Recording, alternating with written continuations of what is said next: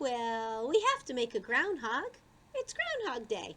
So in your kit today, you're going to find a little packet that looks like this with a paper clip. When you open the brown paper up, it's shaped like a heart.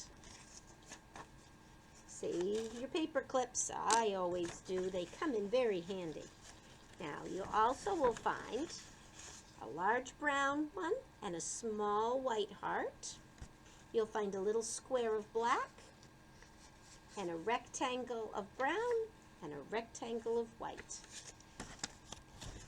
The first thing you're going to do is kind of smooth out your heart. Turn it over here. And I'm going to put it right upside down on the board. Okay? Now, you also have this little heart. And you're going to need your glue. And what I'm going to do here, groundhogs have very big teeth. So I'm going to take my heart and I'm going to put some glue here on the tip of it. And then I'm going to check it right under there. See how his two little teeth are sticking out now? Here, I'll move it a little so you can see it better. It's hard on the white surface. So there's my groundhog's teeth. Now, after I get the teeth on, I'm going to turn it over. That's the back of the groundhog. This piece here, I'm going to show you a bit of a trick. He needs two ears. I like to make them the same size. So what I do is I fold my paper in half, because then when I cut, both sides will look the same. So here we go. And I'm going to cut it on the side that has a flap, but it doesn't matter too much. And I'm going to cut what I call a rainbow shape. It's just going to go up and around like this. And everybody's will be a little different. Don't worry. This is the part I do not need. And then I have two of these. Well, one ear is going to go on this side. So a little glue. And I'm going to stick it there. And a little glue. And I'm going to stick it here. Now remember, if you want to do this with me, it's okay to keep shutting off the video until you catch up. So, turn it over. And there he is, my groundhog with the teeth and the two little brown ears. Now these are going to be for his eyes.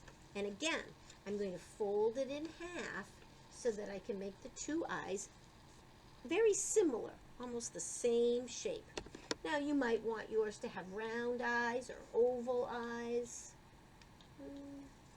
I'm going to cut mine kind of oval-ish, and it won't matter. And if you make a mistake, there's other white paper in your kit. It's not a problem. If they're too big, I kind of like them, but maybe I can trim them up a little bit. That's why I like this, because everybody's will be just a little bit different. Alright, I think that's going to be fine. And I'll take my glue, and now I have two of them. That's why I do it that way. And I'll put a little glue here. There's his eye. I'll put a little glue on this side. And there's his other eye. Alright, now the last paper we have is this black. And I only need one nose. And I am going to cut it like an oval. I'm going to cut it like an oval.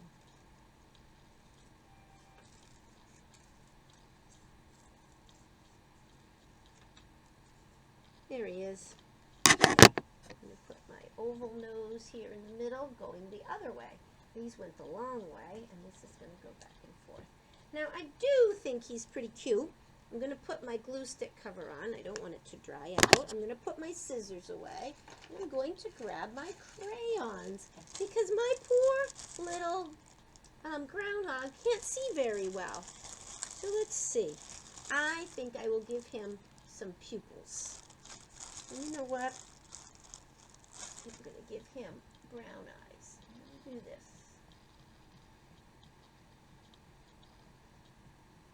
That's just the colored part of his eyes, the brown part. I'm going to make one over here that's similar. Oops, and you know what the interesting part is? This one is bigger. But I can fix, oh, bigger. Taller this way. And this one's wider, so I'm going to make it a little bigger. That's what's nice about crayons. You just keep looking until they're the way you like them. Now, I still don't feel like he can see. I think it's the iris that's this color. Like I have brown eyes. Some of you have blue eyes. And now I'm going to use the black to make the pupil because now, oh, look at this. Now I think he can see. He's pretty cute, isn't he? I'm going to take my brown crayon. You know what? I think not. I'm going to just give him some furry little ears.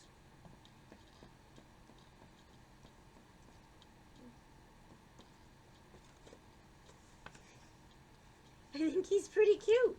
I'm going to hang him up on my wall. Maybe you'll find a place for your groundhog.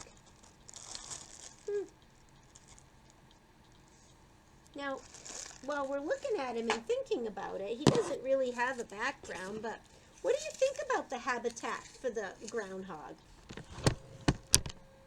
Remember, a habitat has 4 things: food, water, shelter, and space.